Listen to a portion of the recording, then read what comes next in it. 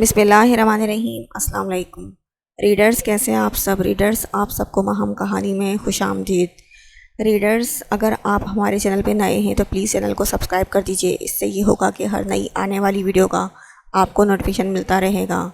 اور اس سٹوری کو لائک کر دیا کیجئے اور کمنٹ کر کے ضرور بتایا کیجئے کہ آپ کو سٹوری کیسی لگی۔ چلتے ہیں کہانی کی طرف۔ کافی دیر بعد ارشمان نے ہاتھ ہٹایا، جب ان کے وہاں سے چلے جانے کی تصدیق ہو چکی اور اس کے چھوڑتے ہی وہ کھڑی ہوتی کپڑے جھاڑنے لگی، کیونکہ کب سے ٹانگ پر رینگتا کیڑا اس کی ہوائیاں اڑا رہا تھا۔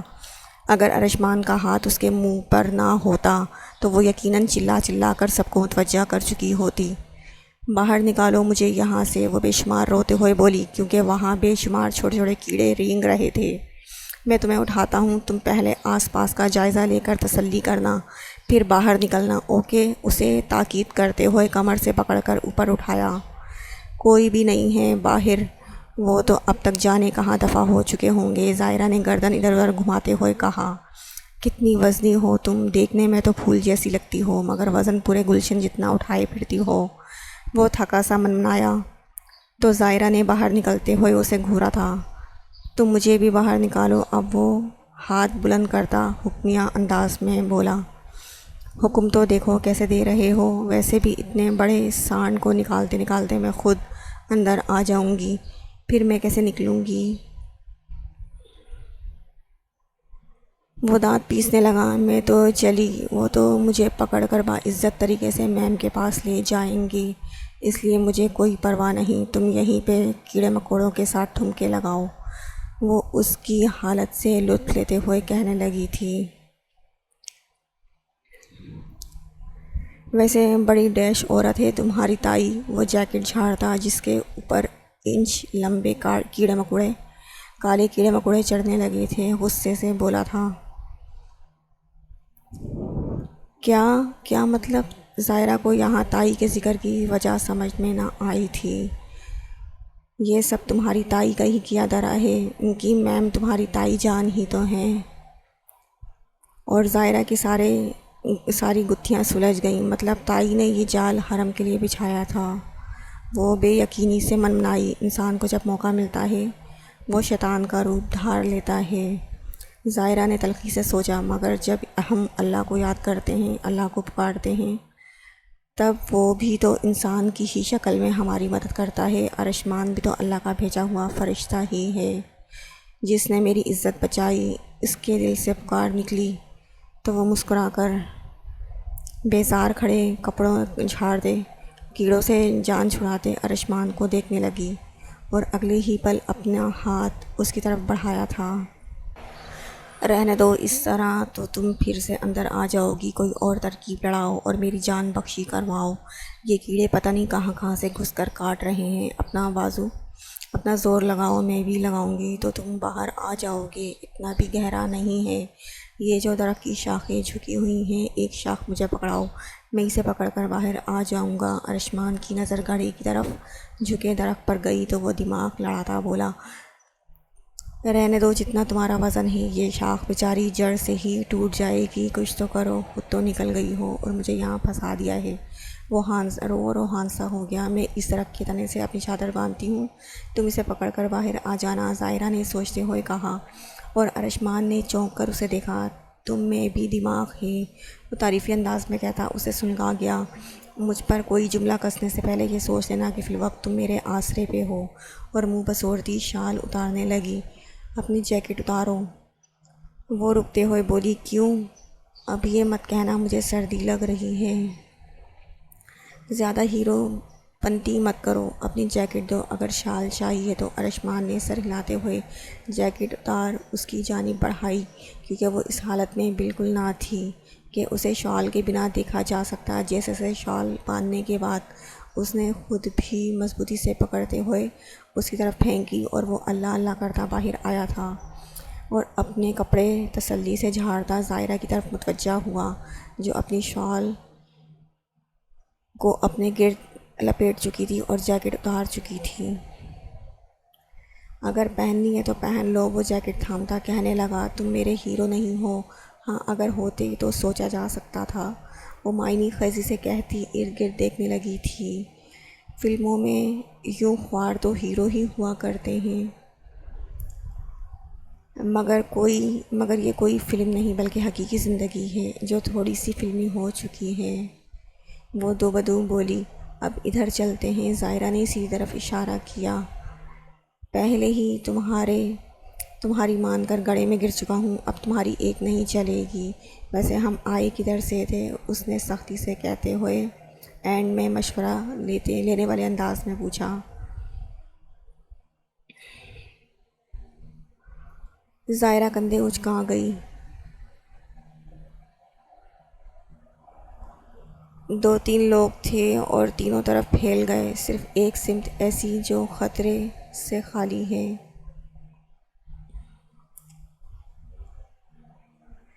اور ہمیں اس طرف جانا چاہیے، مگر کیسے؟ زائرہ نے تھکن سے چور ہوتے ہوئے پوچھا۔ ایک چوز کرو، ارشمان نے دونوں مٹھیاں بند کرتے ہوئے کہا تو وہ اس کے بچپنے پہ مسکراتی سی مٹھی پر ہاتھ رکھ گئی۔ چلو اس طرف چلنا ہے۔ وہ رائٹ سائڈ کی طرف چلنے لگا تو زائرہ بھی بنا چوں چرا کیے اس کے ساتھ چلنے لگی تھی۔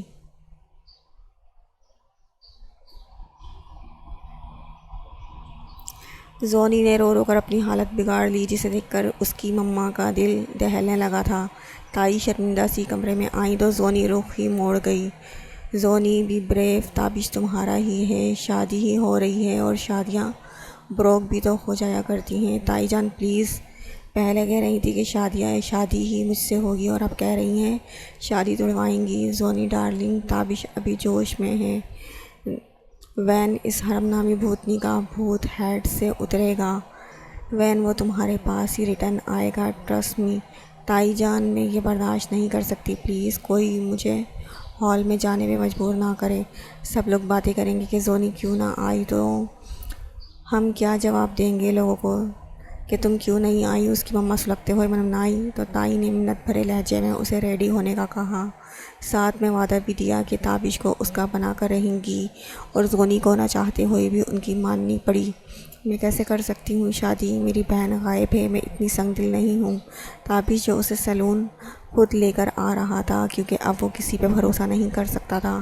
حرم کے بار بار انکار پہ اس کے ماتھے پہ بل پڑنے لگے۔ تمہیں کیا لگتا ہے کہ میں بہت خوش ہوں؟ مجھے زائرہ کی پرواہ نہیں۔ اگر مما اب خاموش ہیں، اللہ اللہ کر کے قدرت ہمیں ملوا رہی ہے، تو تم کیوں انکار کرنے پہ تلی ہو؟ کیا تم چچی جان کو سب بتا کر پھر سے ہاسپٹل کا دورہ کروانے کی خواہش مند ہو، یا تم مجھ سے شادی ہی نہیں کرنا چاہتی؟ تمہیں جو سمجھنا ہے سمجھتے رہو۔ وہ سوں سوں کرتی بولی، بہت ہو گیا، بس نکاح ہونے دو۔ ولیمے کا فنکشن زائرہ کے ملنے کے بعد ہی ہوگا، یہ میری ریکویسٹ سمجھ لو پلیز۔ ویسے بھی میری ارم خان سے بات ہوئی ہے، ارشمان زائرہ کو ڈھونڈ رہا ہے، میں صرف امی کے لیے مان رہی ہوں۔ حرم نے آنسو رگڑتے ہوئے بتانا ضروری سمجھا، اے نوازش ہے آپ کی اس غلام پر۔ خیر، جب تک میں خود نہ آؤں تم سیلون سے باہر نہیں آؤ گی۔ تم جاؤ ہی مت، باہر ہی رک کر انتظار کر لو۔ وہ تنزیہ بولی، پھر میں تیار ہونے جاؤں گا، تب تمہیں انتظار کرنا پڑے گا، ٹھیک ہے؟ اور حرم نے ہنکارا بھرا، میں خود تیار ہو کر تمہیں پک کروں گا، پھر سیدھا ہال میں جائیں گے۔ امی اور احان کو کون تیار کرے گا؟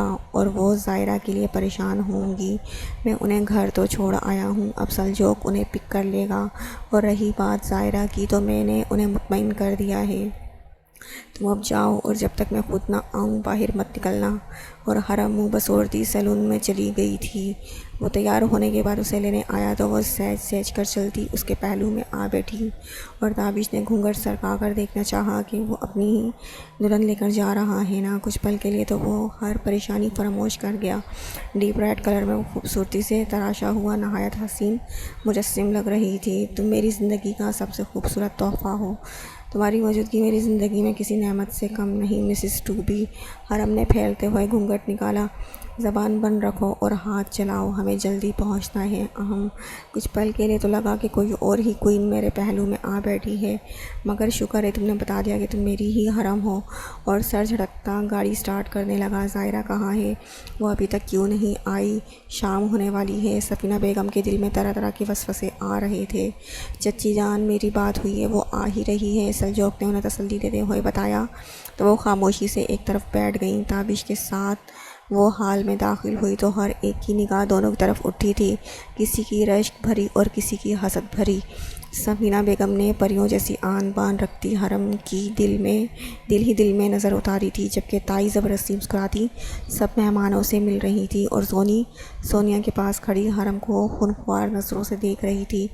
مولوی کے آنے کا شور اٹھا تو سفینہ بیگم کا دل بیٹھنے لگا، حرم کے چہرے پہ بھی پریشانی رقم ہونے لگی تو تابش نے گہرا سانس لیتے ہوئے اپنے اور حرم کے درمیان سفینہ بیگم کو بٹھایا تھا۔ چچی جان، میری ابھی زائرہ سے بات ہوئی ہے، وہ آ ہی رہی تھی کہ اس کی کلیگ کا بہت برا ایکسیڈنٹ ہوا اور وہ کہہ رہی ہے کہ میرے لیے اپنی بہن کی شادی سے زیادہ اپنی کلیگ کی زندگی عزیز ہے، اس کی وہاں زیادہ ضرورت ہے۔ امی سے کہہ دینا کہ وہ رات تک آ جائے گی۔ جیسے ہی اس لڑکی کو ہوش آیا، اب آپ مجھے بتائیں کہ اسے اپنی کلیگ کے پاس ہونا چاہیے تھا یا یہاں، جبکہ اس کی کلیگ کے بابا بھی نہیں ہیں۔ سفینہ بیگم کو اس لڑکی سے شدید ہمدردی محسوس ہوئی۔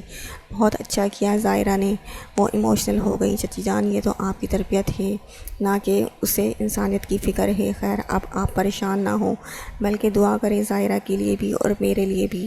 اینڈ پہ شرارت سے کہا گیا تو وہ ہلکی پھلکی ہوتی مسکرانے لگیں، جبکہ حرم اس کے جھوٹ پہ جھوٹ باندھنے پر اشش کر اٹھی۔ اگرچہ میں گویا لینڈ ہو چکی ہوں تو نکاح سٹارٹ کریں، تائی نے دانت پستے ہوئے کہا تو وہ مسکرا کر سر ہلا گیا، اور چند منٹوں میں دونوں نکاح کے پاکیزہ رشتے میں بندھتے ہمیشہ کے لیے ایک ہو چکے تھے۔ اور اسی پل زونی کے اندر پلتا حرم کے لیے زہر طاقتور اژدہے کی شکل اختیار کر گیا تھا۔ تم نے بتایا نہیں کہ تم مجھ تک کیسے پہنچے؟ زائرہ کی سوئی اب اس بات پہ اڑ چکی تھی۔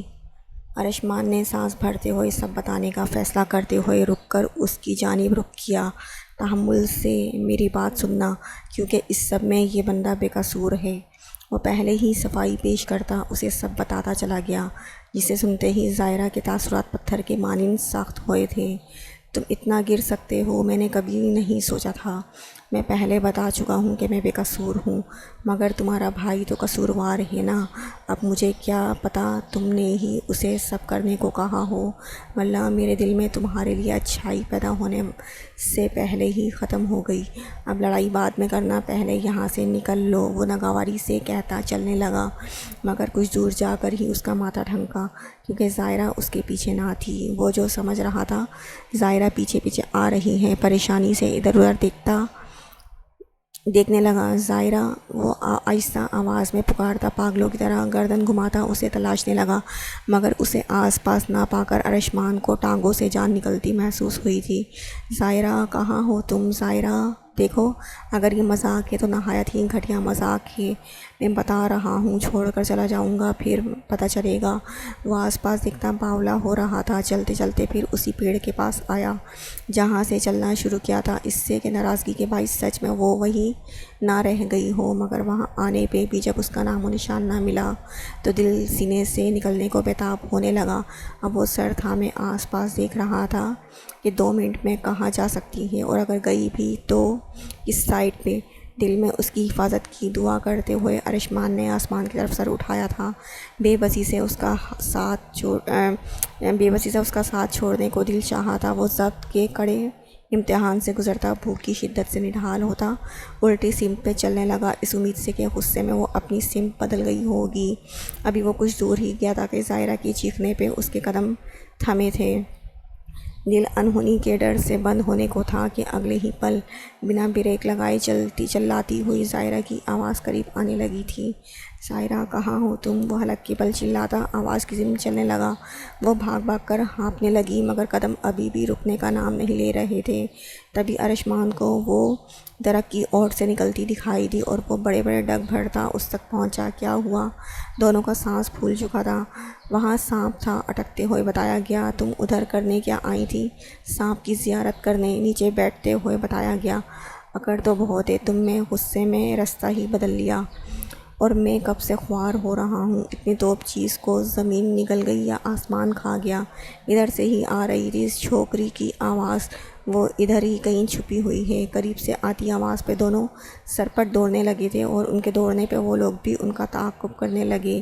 میں مزید نہیں چل سکتی، ظاہرہ نے رکتے ہوئے کہا تو ارشمان کو بھی چاروں ناچار رکنا پڑا۔ پاس ہی ہوئی فائرنگ پہ وہ اس کو کھینچتے ہوئے بھاگا تھا، کیونکہ 2 منٹ بھی رکتے تو پکڑے جاتے۔ بھاگتے بھاگتے پاؤں سے خون رسنے لگا تھا۔ خون کی جما دینے والی ٹھنڈ میں بھی دونوں پسینے سے شرابور ہوتے پھولی سانسوں سے مسلسل بھاگ رہے تھے۔ جنگل کے حصار سے نکلنے پہ ارشمان کا حوصلہ پست ہوتا محسوس ہوا۔ وہ جنگل سے نکلے تو پہاڑوں اور چوٹیوں کے درمیان پھنس گئے۔ آس پاس کی دھرتی روئی کی مانند سفید دکھائی دے رہی تھی۔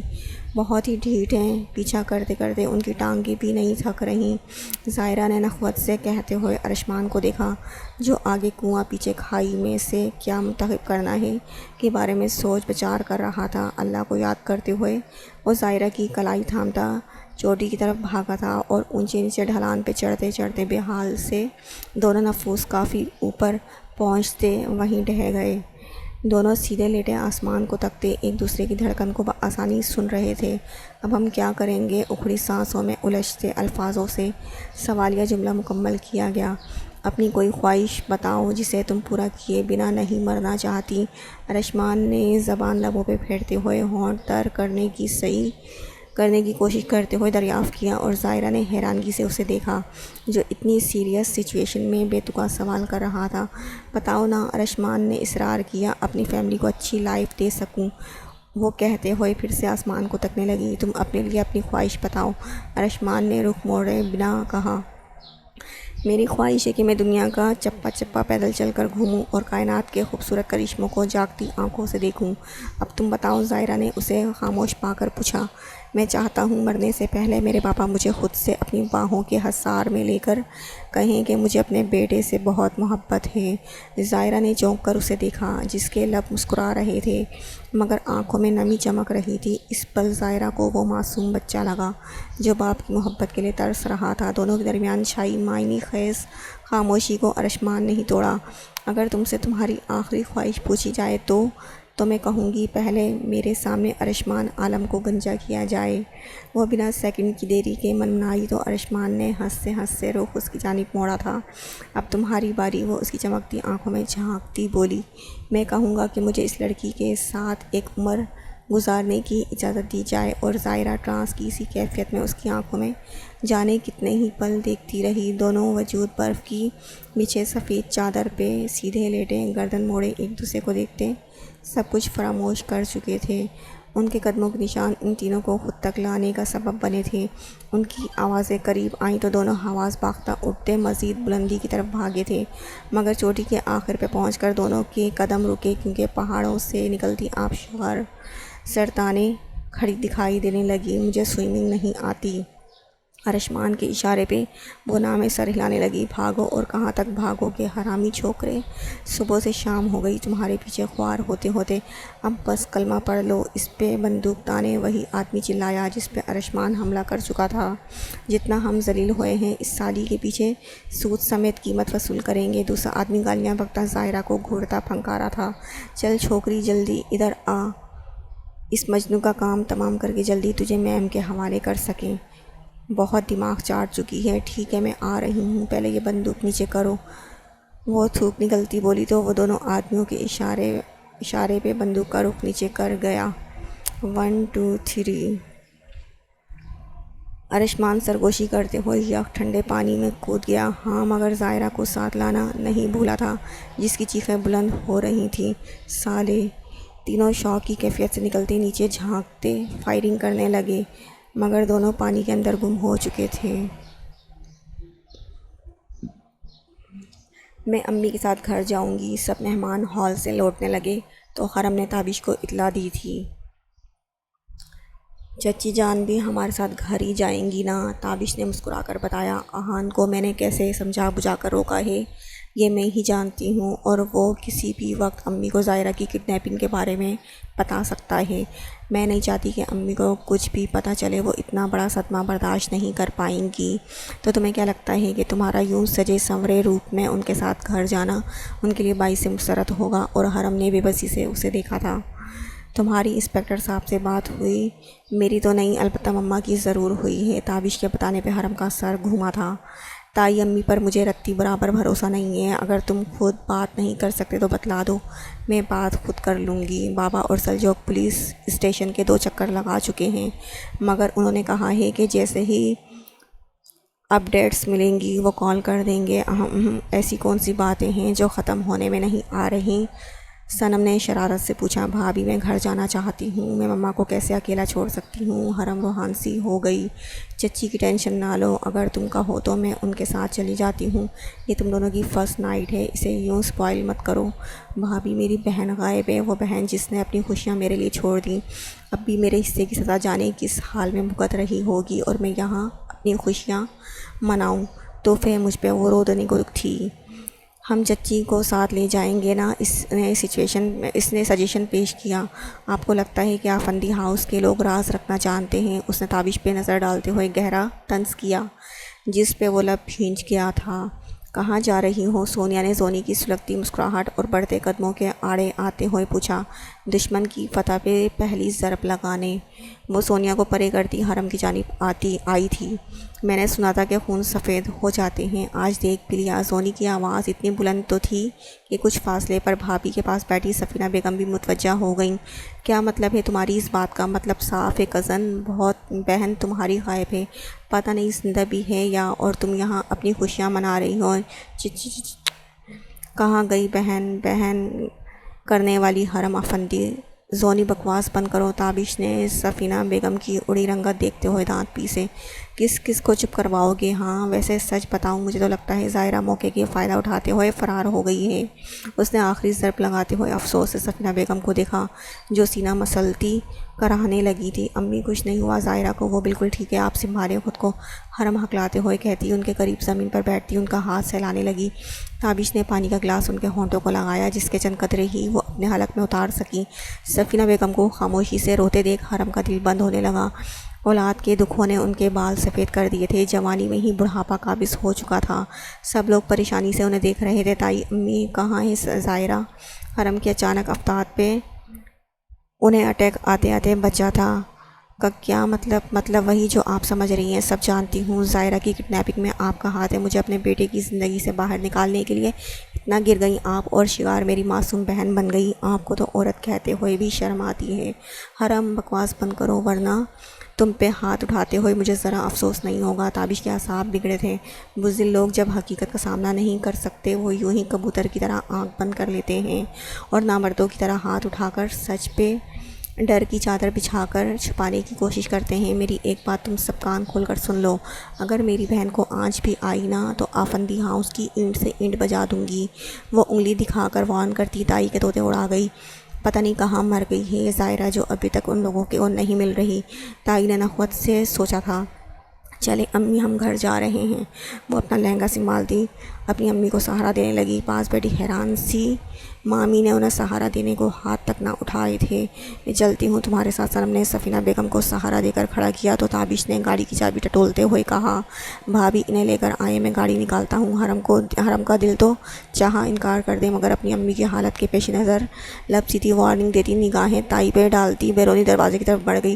پورا راستہ خاموشی سے کٹا۔ صنم کو تابش ساتھ نہ لایا کیونکہ سلجوق کی تیوری چڑھ چکی تھی۔ صنم نے جب حرم کے ساتھ سفینہ بیگم کو سہارا دیا، آخر اپنی ماں کے خلاف یوں بولنے والا کسے اچھا لگتا ہے؟ سفینہ بیگم پہ لحاف درست کرتے ہوئے وہ ان کے ہاتھ تھام کر بیٹھ گئی۔ امی آپ اپنے دل سے پوچھیں کہ کیا آپ کی ظاہرہ کوئی غلط قدم اٹھا سکتی ہے؟ سفینہ بیگم کے رکے آنسو خاموشی سے بہنے لگے تھے۔ پاس بیٹھا آہان بھی آنکھوں پہ ہاتھ دیے بیٹھا تھا۔ امی وہ جہاں بھی ہوگی ٹھیک ہوگی، کیونکہ دوسروں کا بھلا کرنے والوں کو اللہ پاک کبھی بھی بے سہارا نہیں چھوڑتے۔ یہ سبق آپ نے ہی تو سکھایا ہے۔ وہ جلد واپس آ جائے گی، کیونکہ پولیس سمیت شاید اس کے باس بھی ہماری زائرہ کو ڈھونڈ رہے ہیں۔ آپ پریشان مت ہوں اور یہ دوا لیں کیونکہ ہم سب کو آپ کی بہت ضرورت ہے۔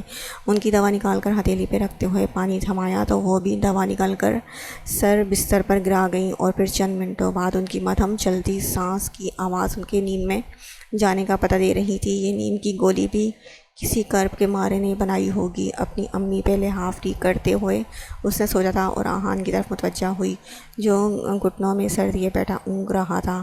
آہان پہلے چینج کر لو بچے، مگر وہ نام میں سر ہلاتا لیٹ گیا تو حرم بھی خاموشی سے اس کے بالوں میں انگلیاں چلاتی رہی۔ جب آہان کے سونے کا یقین ہو گیا تب چلتی ہوئی دوسرے کمرے میں آئی جہاں تابش اوندے منہ لیٹا تھا۔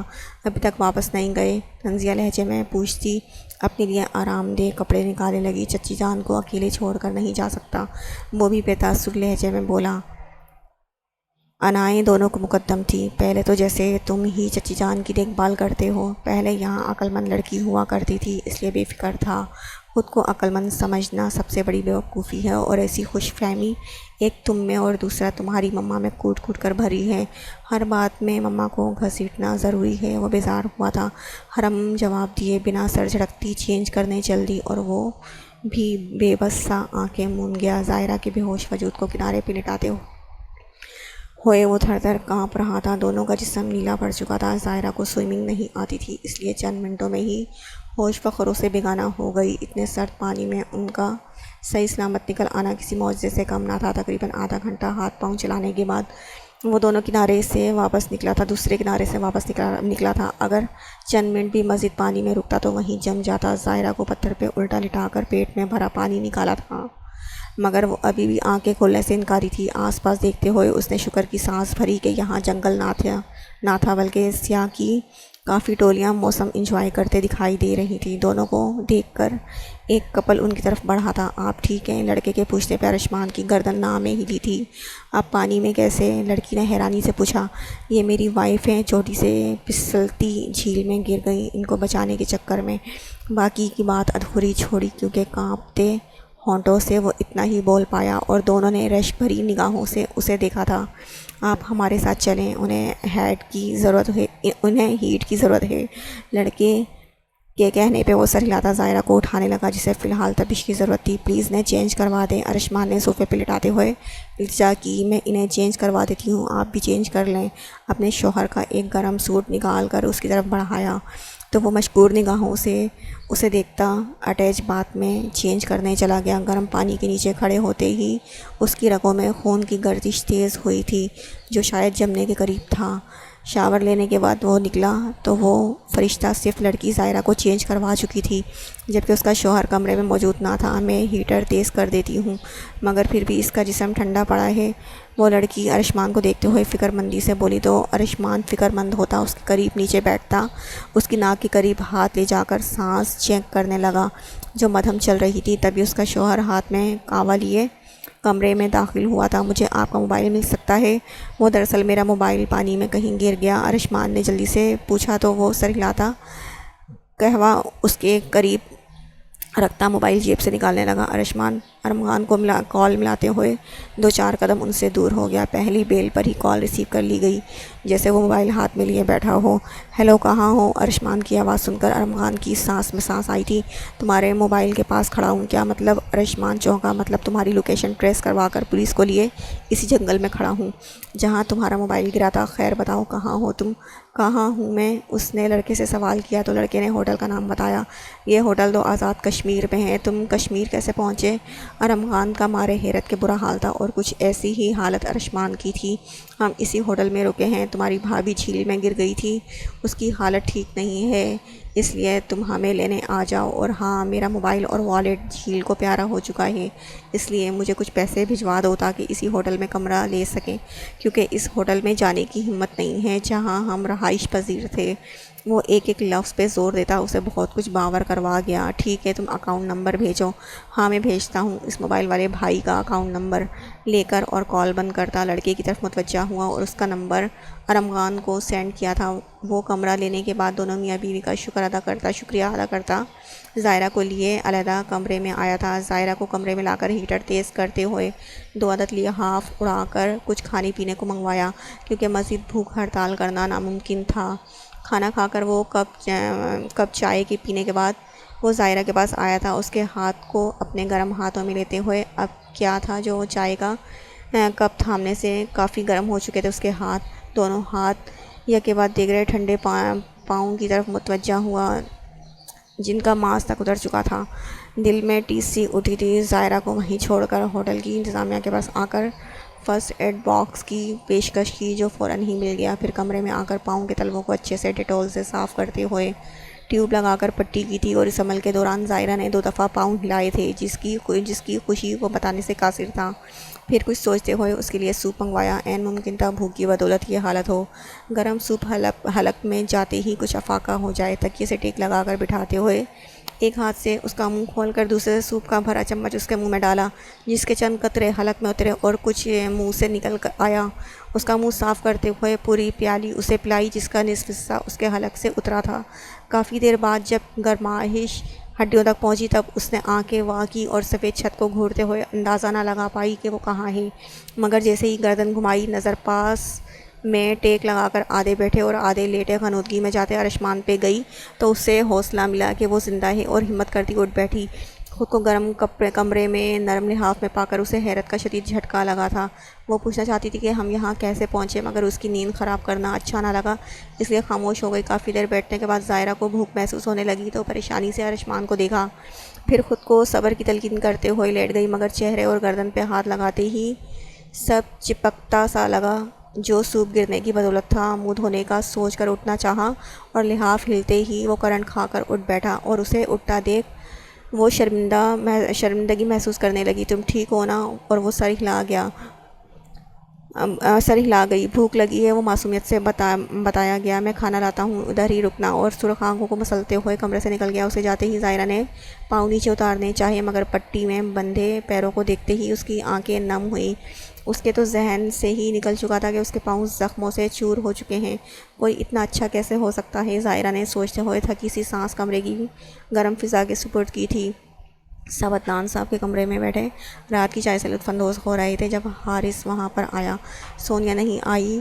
ساجدہ بیگم کے پوچھنے پہ وہ نام گردن ہلا گیا. امی وہ کل تک آ جائے گی. ابو جی کیسے ہیں آپ؟ حارث نے رضیہ بیگم کے پاس بیٹھتے ہوئے پوچھا، اور انہوں نے صرف گردن ہلانے پہ اکتفا کیا. وہ حارث سے کم ہی پیش گوئی کرتے. وہ تو چاہتے تھے کبھی نوبت ہی نہ آئے کہ انہیں اپنے صاحبزادے سے بات کرنی پڑے. چائے لاؤں؟ سامی نے پوچھنا ضروری سمجھا اور وہ ہاں میں گردن ہلا گیا تو سامی ایک ترچھی نگاہ فجر پہ ڈال گیا.